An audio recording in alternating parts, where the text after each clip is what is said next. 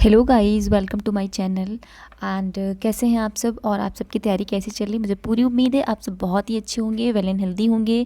And आप देख पा रहे हो आज की हमारी क्लास जो है ना वो आपकी होम गार्ड के लिए हो जाएगी। इससे पहले मैंने आपके लिए कई सारे प्रैक्टिस सेट लंच इस पर अपलोड कर चुकी हूँ, तो वो भी आप लोग बार देख लीजिए। देखिए, ये आपका मैं हर बार बताती हूँ कि ये आपका सिर्फ और सिर्फ प्रैक्टिस के लिए है। आपने कहीं से भी अपना सिलेबस कंप्लीट किया हुआ है, कहीं से भी आपने तैयारी की हुई है, लेकिन यहाँ पर आप एक बहुत ही कम टाइम में और ज़्यादा से ज़्यादा क्वेश्चन की प्रैक्टिस कर सकते हैं। ठीक है, तो हम करते हैं प्रैक्टिस। यहाँ पे मैं समझाऊंगी नहीं, लेकिन सिर्फ मैं आपको आंसर बताऊंगी ताकि आप अपनी स्पीड बढ़ा सकें। जल्दी से ज़्यादा क्वेश्चन पढ़ के उसका आंसर दे के आपको जो सही लगे वो सही देना। अगर आपका आंसर गलत है तो बाद में आंसर से मैच कर लेना। तो इस तरह से आपकी स्पीड बढ़ जाएगी और आपकी प्रैक्टिस भी अच्छी हो जाएगी, रिवीजन भी होता रहेगा। ठीक है, चलो हम देखते हैं। तथ्यों पर विचार कीजिए, कर लेते हैं। पहला है, यहाँ कुछ शब्द दिए गए हैं, फिर पूछा गया कि उपर्युक्त में से कौन सी खेल शब्दावली बास्केटबॉल से जुड़ी हुई है। तो कौन सी वो जुड़ी हुई है? क्या होल्डिंग है, बेविट पंच है, हेल्ट बॉल है, या फिर चक मैट है? तो यहाँ पर जो होल्डिंग और हेल्ड, तीसरा देखिए हेल्ड बॉल, ये दोनों के दोनों आपकी बास्केटबॉल से संबंधित हैं। तो हमारा क्या आ जाएगा आंसर? पहला और तीसरा। एक बार सी को देखेंगे तो सी हमारा यहाँ पर बिल्कुल करेक्ट हो जाएगा। अगला क्वेश्चन देखिए, निम्न में से कौन सा स्थान धातु की कला, रंगीन तामचीनी और जटिल नक्काशी के लिए प्रसिद्ध है? क्या लखनऊ है, मुरादाबाद है, बनारसी है, या फिर खुर्जा है? तो ये आपका हो जाएगा मुरादाबाद, वही मुरादाबाद जिसको हम पीतल नगरी कहते हैं। तो आंसर हमारा यहाँ पर मुरादाबाद हो जाएगा। अगला है, विक्रम संवत के अनुसार एक वर्ष में आने वाले निम्नलिखित त्योहारों की क्रम से, ये प्रारंभ से अंत तक लिखें उनको। ठीक है, गणेश चतुर्थी, दीपावली, कृष्ण जन्माष्टमी, या फिर गणगौर। तो जो गणगौर होता है वो आपका मार्च में आता है, तो साल के सबसे शुरुआत में इसकी शुरुआत हो जाती है।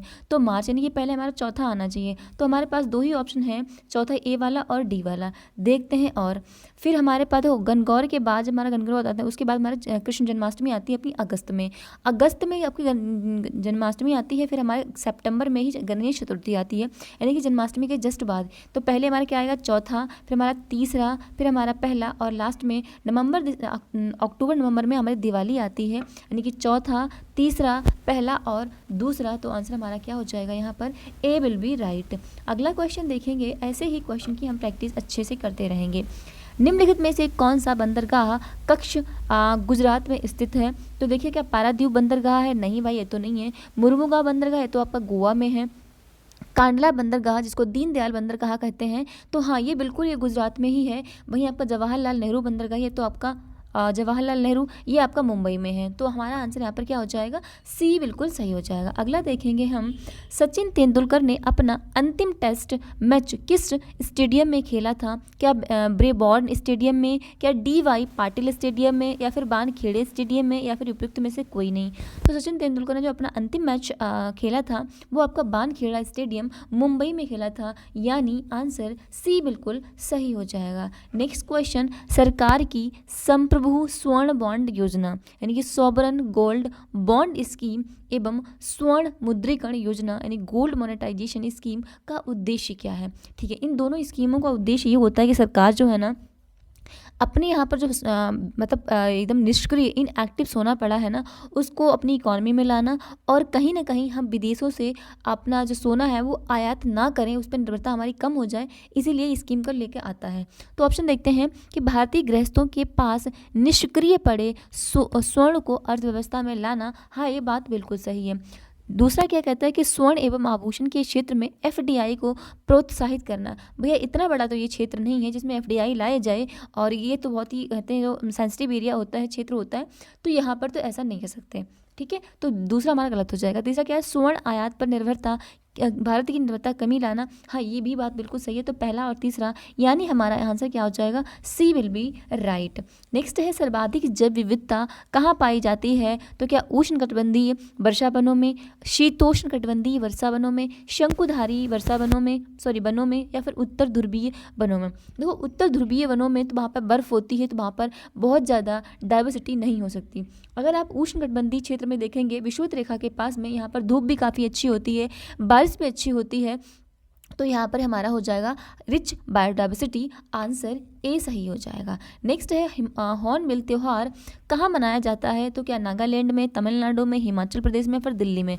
तो हॉर्नबिल फेस्टिवल आपका नागालैंड में, यानी आंसर ए बिल्कुल सही हो जाएगा। अगला है निम्नलिखित में से किस क्षेत्र में विशिष्ट उपलब्धियों के लिए पुलित्जर पुरस्कार दिया जाता है? तो जो पुलित्जर पुरस्कार है किस लिए दिया जाता है? क्या खेल में, औषधि में, पत्रकारिता में, या फिर फोटोग्राफी में?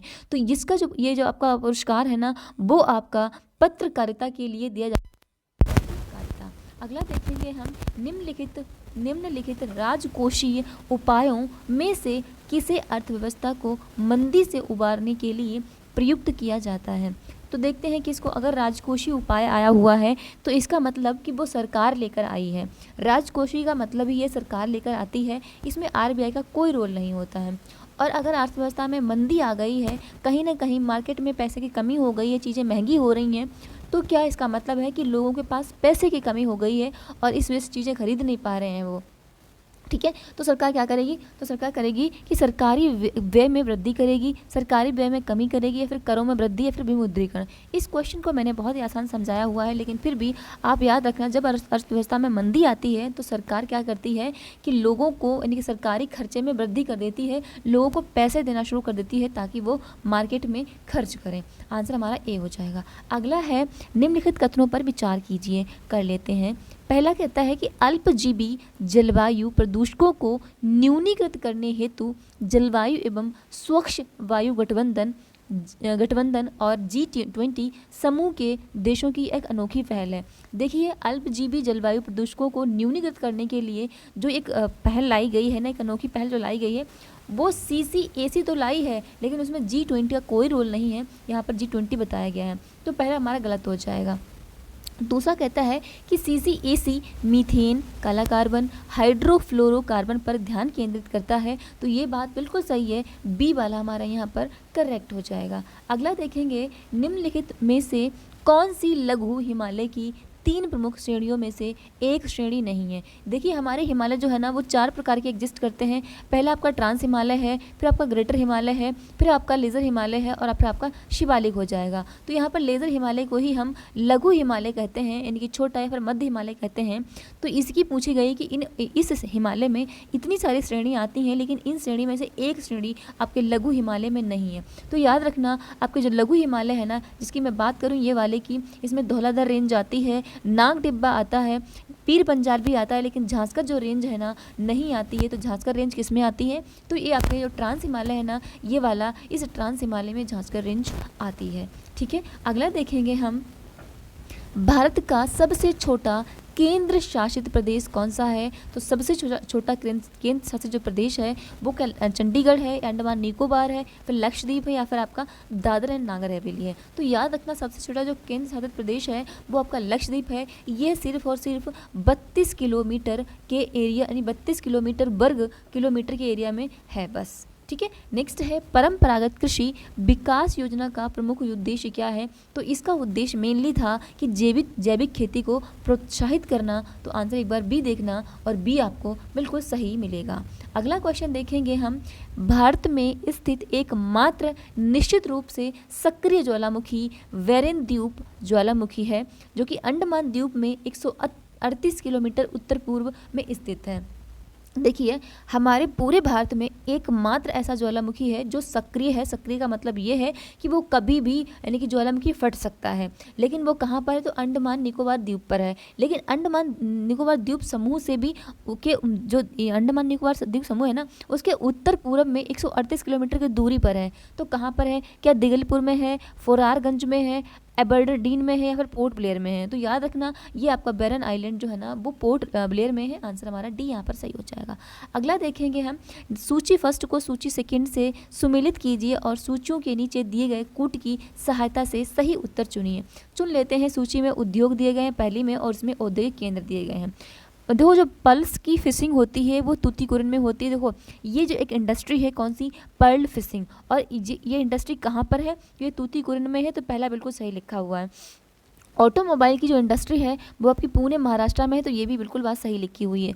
पोत निर्माण जो होते हैं वो आपके मुर्मुगांव गोवा में होते हैं, यहाँ पर भी सही लिखा हुआ है। इंजीनियरिंग के सामान जो बनते हैं वो आपके पिंजौर में बनते हैं, तो यहाँ पर हमारा पहले का पहला, बी का दूसरा और सी का तीसरा और डी का चौथा, यानी कि 1 2 3 4 बिल्कुल सही होंगे। आप एक बार देख लीजिए, 1 2 3 4 डी वाला हमारा ऑप्शन यहाँ पर बिल्कुल सही हो जाएगा। अगला देखेंगे हम, निम्नलिखित में से क्या सौर सेल उपयोग करने का एक प्रमुख कारण है। जो हम सौर सेल यूज़ करते हैं, या मैं कहूँ सोलर पैनल यूज़ करते हैं, या आप कहें या सूर्य प्लेट यूज़ करते हैं, तो जो सूर्य प्लेट में इनका प्रमुख लाभ क्या होता है।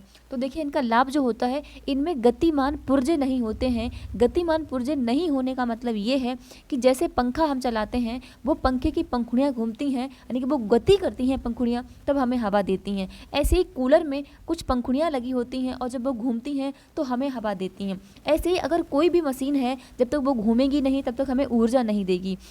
लेकिन आपका जो सौर पैनल है ना, यानी कि सूर्य प्लेट ऐसी चीज़ है जहाँ पर ऐसे पुर्जे लगे होते हैं जो गति नहीं करते हैं। बी वाला ऑप्शन देखना, वो गति नहीं करते हैं लेकिन फिर भी हमें ऊर्जा देते हैं। तो इसमें देखना, इसमें गतिमान पुर्जे नहीं होते हैं आपके सौर सेल में, यही इसका प्रमुख लाभ होता है। ठीक है, देखेंगे हम नेक्स्ट एनडीसी। एनडीसी का पदेन सचिव कौन होता है। तो एनडीसी का पदेन सचिव आपके जो नीति आयोग का सचिव होगा, वही आपका एनडीसी का सचिव हो जाएगा। आंसर डी हो जाएगा। नेक्स्ट देखेंगे क्वेश्चन, निम्नलिखित में से किस जीवाणु के कारण पेप्टिक अल्सर यानी कि जठर व्रण होता है। तो जो पेप्टिक अल्सर आपका होता है, वो पेप्टिक अल्सर आपके स्टमक में भी अगर अल्सर हो जाए और आपके ड्यूड्रम में भी अल्सर हो जाए, तो उन दोनों जो है अल्सर होने के कारण आपको पेप्टिक अल्सर कहते हैं। और इसका मेन कारण है, अगर हेलिकोबैक्टर पाइलेरिया के कारण इसका हो जाता है, ये जीवाणु जो है ना वो आपको पेप्टिक अल्सर कर देता है। आंसर सी हो जाएगा। नेक्स्ट है, निम्नलिखित में से युग्मों पर विचार कीजिए। कर लेते हैं, यहाँ पर कुछ संगठन दिए गए हैं और यहाँ पर मुख्यालय, और फिर पूछा गया है कि उपयुक्त युग्मों में से कौन सा सही सुमेलित है। ठीक है, एशियन डेवलपमेंट बैंक, जो एशियाई विकास बैंक है ना, इसको एडीबी बोलते हैं। एडीबी का जो मुख्यालय है ना, वो तो मनीला में है, लेकिन यहाँ पर टोक्यो लिखा हुआ है तो गलत लिखा हुआ है, तो पहला गलत हो गया। अगर पहला इसमें है तो गलत हो जाएगा। दूसरा कहता है कि एशिया प्रशांत आर्थिक सहयोग इसका सिंगापुर में है, तो ये बिल्कुल बात सही लिखी हुई, इसका सिंगापुर में ही है, तो दूसरा सही हो जाएगा। तीसरा देखते हैं कि दक्षिण पूर्व एशिया राष्ट्र संघ यानी कि जो आसियान है ना, इसका क्या हेडक्वार्टर बैंकॉक में है, तो ये भी गलत लिखा हुआ है, क्योंकि यहाँ पर सिर्फ हमारा दूसरा सही है, तो बी बिल्कुल सही हो जाएगा। अगला देखेंगे हम, निम्नलिखित में से कौन सी झील अफ्रीका महाद्वीप में भूमध्य रेखा पर स्थित है। तो अफ्रीका में एक झील स्थित है जो कि भूमध्य रेखा, अगर मैं पूरे वर्ड को बनाऊं और यहाँ पर मैं इक्वेटर निकाल दूँ, भूमध्य रेखा निकाल दूँ, और यहीं पर आपका अफ्रीका पड़ता है, ये वाला अफ्रीका, और यहाँ पर ये इंडिया है। इक्वेटर से भूमध्य रेखा से जस्ट ऊपर, और अफ्रीका से तो बीचों बीच से निकलती है आपकी भूमध्य रेखा। तो यहीं पर एक आपकी नदी पड़ती है, झील पड़ती है, जो इस इक्वेटर यानी कि विषुवत रेखा को या फिर भूमध्य रेखा को बीचों बीच से काटती है। तो वो आपकी क्या टैंगेनिका है, विक्टोरिया है, न्यासा झील है, फिर करीबा है। तो याद रखना, विक्टोरिया लेक जो है ना, जो कि अफ्रीका में है और भूमध्य रेखा पर स्थित है। ठीक है, अगला है, अटल पेंशन योजना के संबंध में निम्नलिखित कथनों पर विचार कीजिए। कर लेते हैं। पहला ऑप्शन कहता है कि यह एक न्यूनतम गारंटीड पेंशन योजना है जो मुख्य रूप से असंगठित क्षेत्र के मजदूरों को लक्ष्य बनाती है। ये बात बिल्कुल सही है। सेकेंड ऑप्शन कहता है कि परिवार का केवल एक ही व्यक्ति इस योजना में शामिल हो सकता है। तो ऐसा बिल्कुल गलत है। परिवार के 18 से 40 उम्र के बीच की उम्र के जो भी कोई भी लोग हैं, वो इस योजना का हिस्सा बन सकते हैं। तीसरा कहता है कि आवेदता की मृत्यु के पश्चात जीवन साथी को आजीवन पेंशन के समान राशि गारंटीड रहती है। तो ये बात बिल्कुल सही है, ये पहला और तीसरा सही है, तो हमारा यहाँ पर बी ऑप्शन बिल्कुल सही हो जाएगा। अगला देखेंगे हम, तैयम एक प्रसिद्ध अनुष्ठानिक कला रूप है जिसका उद्भव राज्य में हुआ है। जिसका उद्भव किस राज्य में हुआ है, तो याद रखना, जो तैयम है ना, वो अनुष्ठान एक केरला का अनुष्ठान है। अगला देखेंगे हम, दिन और रात की अवधि की भिन्नताओं का प्रमुख कारण क्या है। तो दिन रात क्यों होते हैं, क्योंकि पृथ्वी जो है ना, वो अपने अक्ष पर घूमती है। तो ये बात याद रखना, अगर दिन रात पूछा जाए तो हमेशा याद रखना, दिन रात होने का कारण है कि पृथ्वी अपने ही अक्ष पर घूमती है। अगर आपसे पूछा जाए कि मौसम परिवर्तन क्यों होता है, तो इसका मतलब ये है कि पृथ्वी अपने पृथ्वी जो है ना वो सूर्य का परिक्रमा करती है। जब पृथ्वी सूर्य का परिक्रमा करती है तो मौसम परिवर्तन होता है, लेकिन जब पृथ्वी अपने अक्ष पर घूमती है तो दिन और रात होता है। तो इस हिसाब से आंसर हमारा क्या हो जाएगा, ए विल बी राइट हियर। अगला क्वेश्चन देखेंगे, पुस्तक God save the honourable supreme court के लेखक कौन है, तो वो आपके हो जाएंगे फाली एस नरीमन। आंसर यहाँ पर हो जाएगा B will be right here. अगला देखिए क्या हो जाएगा, अणुव्रत शब्द किस धर्म से संबंधित है, तो अणुव्रत शब्द जो है ना इसमें 5 शब्द आते हैं जिसको हम कहते हैं आपका अपरिग्रह, सत्य, अहिंसा, अपरिग्रह, धर्म वगैरह। तो ये आपका जैन धर्म से संबंधित है, ब्रह्मचर्य, तो ये सबके सब ब्रह्मचर्य उसमें जैन धर्म से हैं। नेक्स्ट क्वेश्चन देखेंगे, निम्नलिखित वर्गों में किसने 1857 के विद्रोह में भाग नहीं लिया था, तो 1857 के जो विद्रोह हुआ था वो जो आपके ज़मींदार और जो साहूकार थे उनके विरुद्ध ही हुआ था, क्योंकि उस टाइम जो है ना अंग्रेज़ों के साथ वही मिले हुए थे और अंग्रेज़ तो शोषण कर ही रहे थे, साथ ही ये साहूकार और ज़मींदार भी शोषण कर रहे थे। तो ये जो शोषण ही कर रहे थे तो ये भला विद्रोह में शामिल क्यों होंगे, तो वही पूछा गया है कि कौन शामिल नहीं थे। तो खेतिहर मजदूरों ने तो इसमें विद्रोह किया था, लेकिन साहूकारों ने और आप देखिए चौथा जमींदारों ने इसमें नहीं शामिल थे। तो दूसरा और चौथा हमारा सही हो जाएगा, आंसर हमारा डी यहाँ पर बिल्कुल सही हो जाएगा। अगला हम देखेंगे, पीतल किसकी मौजूदगी में निरंतर रहने से वायु में रंगहीन हो जाता है, तो हाइड्रोजन सल्फाइड। एक बार देखिए बी वाला, हाइड्रोजन सल्फाइड की अगर इसमें मौजूदगी में आएगा तो रंगहीन हो जाएगा, answer B is correct. Next है, माइक्रोसॉफ्ट वर्ड में पैराग्राफ फॉर्मेटिंग के अंतर्गत का उपयोग पैराग्राफ का संरेखण दाएं बाएं या फिर मध्य में करने के लिए किया जाता है। क्या फॉन्ट शैली की यूज़ करते हैं हम, इंडिटेशन यूज़ करते हैं, संरेखण यूज़ करते हैं, फिर स्पेसिंग यूज़ करते हैं, तो याद रखना इसको करने के लिए हम संरेखण का यूज़ करते हैं। अगला है, किस गवर्नर जनरल पर महाभियोग का मुकदमा चलाया गया था, तो क्या वॉरेन हेस्टिंग थे, लॉर्ड क्लाइव थे, लॉर्ड कॉर्नवालिस है, फिर लॉर्ड बेलेजली था। तो जिस पर महाभियोग चलाया गया था वो लॉर्ड वॉरेन हेस्टिंग था, जिसका टाइम 1772 से 1785 के बीच में रहा था। अगला देखेंगे हम, निम्नलिखित में से किस स्थान पर पुजारी राजाओं की मूर्ति मिली है, तो वो आपकी इंडस वैली सिविलाइजेशन यानी कि सिंधु घाटी सभ्यता में एक स्थान मिला है जिसको हमने मोहनजोदड़ो कहा है। तो मोहनजोदड़ो में एक पुजारी राजा की मूर्ति मिली है, हमें डी यहाँ पर आंसर अच्छा मिल जाता है। नेक्स्ट है, एक कृत्रिम पारिस्थितिकी तंत्र निरूपित किया जाता है, तो कौन बनाता है। देखो कृत्रिम का मतलब ये है कि वो पारिस्थितिकी तंत्र जो हम मतलब ह्यूमन बीइंग मतलब मानव द्वारा बनाया गया है या इंसान द्वारा बनाया गया है, हम आदमी या फिर आदमी द्वारा बनाया गया है। तो और प्राकृतिक क्या होता है, जो प्रकृति ने बना के हमें पारिस्थितिकी तंत्र दिया है, जैसे आपका तालाब हो गया, नहर हो गई, झीलें हो गई, ठीक है, ये सारे पारिस्थितिकी तंत्र हमें प्रकृति देती है। लेकिन कृत्रिम वो होते हैं जैसे कि हम खेत बना देते हैं, है ना, खेती में अपनी फसल उगा देते हैं, तो क्या करते हैं हम खुद बनाते हैं। एक बार ऑप्शन देखिए बी वाला, यानी कृषि भूमि द्वारा हम अपना यानी कि आर्टिफिशियल पारिस्थितिकी तंत्र बना देते हैं। अगला क्वेश्चन है, निम्न कथनों का कथन एवं कारण पर विचार कीजिए। पहला कथन है कि मुहम्मद तुगलक की प्रतीक मुद्रा योजना असफल सिद्ध हुई थी। बिल्कुल, मोहम्मद बिन तुगलक की उसने क्या करा था कि प्रतीक के रूप में मुद्रा चलाई थी, लेकिन वो मुद्रा कहीं ना कहीं असफल हो गई थी। ये बात बिल्कुल सही है। क्यों असफल हुई थी, कारण यहाँ पर दिया गया है कि मोहम्मद तुगलक का मुद्रा निर्गमन पर उचित नियंत्रण नहीं था।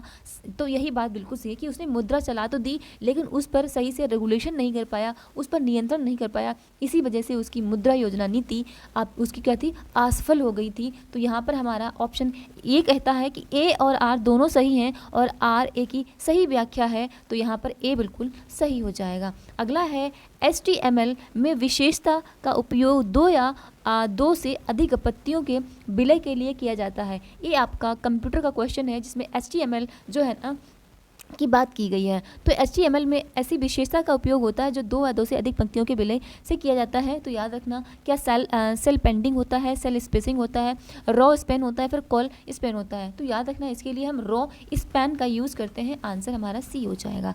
अगला देखिए, विलीन रूप में पाचित भोजन CO2 और नाइट्रोजनी व्यर्थ के परिवहन का कार्य रुधिर द्वारा किया जाता है। देखो हमारे जो ब्लड होता है ना वो दो प्रकार का होता है, एक आपका होता है लिक्विड के फॉर्म में यानी कि द्रव के फॉर्म में, और एक हमारा होता है शैल के फॉर्म में। जो आपका द्रव के फॉर्म में होता है उसको हम प्लाज्मा कहते हैं, प्लाज्मा। अच्छा, प्लाज्मा जो होता है, देखो जो शेल में होता है ना ब्लड, वो एक्चुअली हमें ऑक्सीजन देता है, ऑक्सीजन जनरेट करवाता है, फेफड़ों तक ले जाता है, वो मतलब उसको सही करता है और फिर हमें हमारे बॉडी के अंदर पार्ट में ले जाता है। लेकिन जो प्लाज्मा होता है ये भी काम वही करता है, लेकिन ये क्या होता है इसमें 90% यानी कि 90% जो है ना इसमें पानी होता है। और ये जो है ना जो कार्बन डाइऑक्साइड, जैसे भोजन हम खाते हैं यहाँ पर जो हवा वायु लेते हैं, तो उसमें कहीं ना कहीं हमारे साथ कुछ प्रदूषित हवाएं चली जाती हैं जिसको हम कार्बन डाइऑक्साइड कहते हैं या फिर नाइट्रोजन कहते हैं। ये जो प्रदूषित हवाएं हैं, क्योंकि अगर ये हमारे अंदर रहेंगी, हमारी बॉडी के अंदर रहेंगी तो हमें नुकसान पहुंचाएंगी, तो ये प्लाज्मा में घुल जाती हैं जाके। तो प्लाज्मा फिर क्या करता है, इनमें घुल जाती है तो प्लाज्मा इनको बाद में बाहर निकालने का काम करता है, यानी कि परिवहन का कार्य करता है। तो आंसर हमारा क्या हो जाएगा यहाँ पर CO2 यानी कार्बन डाइऑक्साइड और नाइट्रोजन प्लाज्मा में कहीं ना कहीं चली जाती हैं। अगला क्वेश्चन है ब्लड यानी कि रक्त। कैंसर को आमतौर पर इस नाम से जाना जाता है। तो अगर आपको ब्लड कैंसर हुआ है या फिर खून का कैंसर हुआ है तो उसको हम ल्यूकीमिया कहते हैं। ल्यूकीमिया क्या होता है कि आपकी जो हीमोग्लोबिन होती है ना वो कहीं ना कहीं कम होने लगती हैं, तो आपको खून की कमी होने लगती है। ठीक है, तो बी हो जाएगा। नेक्स्ट है 1935 के अधिनियम द्वारा स्थापित संघ में अवशेष शक्तियाँ किसको दी गई हैं। अच्छा, तो जो अवशेष शक्तियाँ हैं ना वो आपके क्या संघीय विधान पालिका को दी गई थी, या फिर प्रांतीय विधानमंडल को दी गई थी, या फिर गवर्नर जनरल को दी गई थी, या फिर प्रांतीय गवर्नर को दी गई थी। तो याद रखना 1935 में जो अधिनियम आया था उसमें आपकी जो अवशेष शक्तियाँ थी ना वो गवर्नर जनरल को दी गई थी। तो आंसर हमारा यहाँ पर सी विल बी राइट हियर। अगला क्वेश्चन है सती प्रथा को किसके द्वारा समाप्त किया गया था। क्या लॉर्ड कैनिंग था, लॉर्ड बेबिल था, लॉर्ड कर्जन था, या फिर लॉर्ड विलियम बेंटिक था। तो याद रखना सती प्रथा पर बैन लगाने वाला लॉर्ड विलियम बेंटिक था, जिसने हमारे यहाँ पर एक लोग राजा राम मोहन राय थे, एक समाजविद थे, उन्होंने राजा राम मोहन राय, इनके साथ मिलकर इसने सती प्रथा को बैन कर दिया था। ठीक है, तो हमारा क्या हो जाएगा डी बिल्कुल सही हो जाएगा। अगला क्वेश्चन देखिए, भारतीय संविधान को बनाने हेतु भारतीय संविधान सभा के कुल कितने अधिवेशन हुए थे। तो कितने हुए थे 11। जब हमारा संविधान बनाया गया तो संविधान के लिए टोटल बैठक कितनी हुई, तो 11 बैठक हुई थी। और अगर आपसे पूछा जाए कि संविधान बनाने में कितना समय लगा तो 2 साल लगे, 11 महीने लगे और 18 दिन लगे। ठीक है, 2 साल 11 महीने और 18 दिन लगे। नेक्स्ट है शार्क में किस प्रकार की पूंछ होती है। तो जो शार्क मछली होती है उसमें किस प्रकार की पूंछ पाई जाती है, तो वो विषम पाली पूंछ होती है। विषम पाली पूंछ का मतलब है कुछ इस प्रकार की उसकी पूंछ होती है, इनकी ऊपर के लिए जाएगी तो छतरी की आकार की हो जाएगी, बल्कि जब इससे जुड़ी होती है तो पतली होती है। ये इससे क्या होता है कि इसको तैरने में आसानी इससे होती है।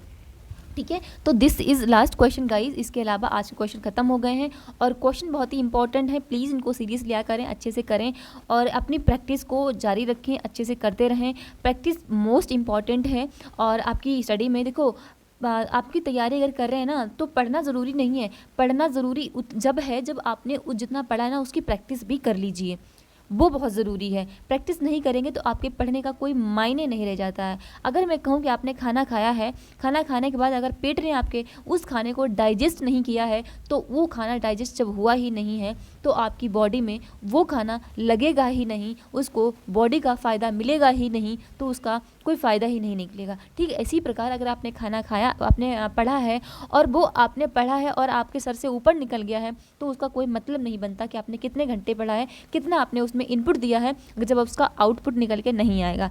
इसीलिए आउटपुट जब ही निकलेगा जब आप पढ़ेंगे और उसके बाद में रिवीजन करेंगे, तभी आपका अच्छा खासा आउटपुट निकल के आएगा। एक बार कोशिश ज़रूर करके ऐसी देखना।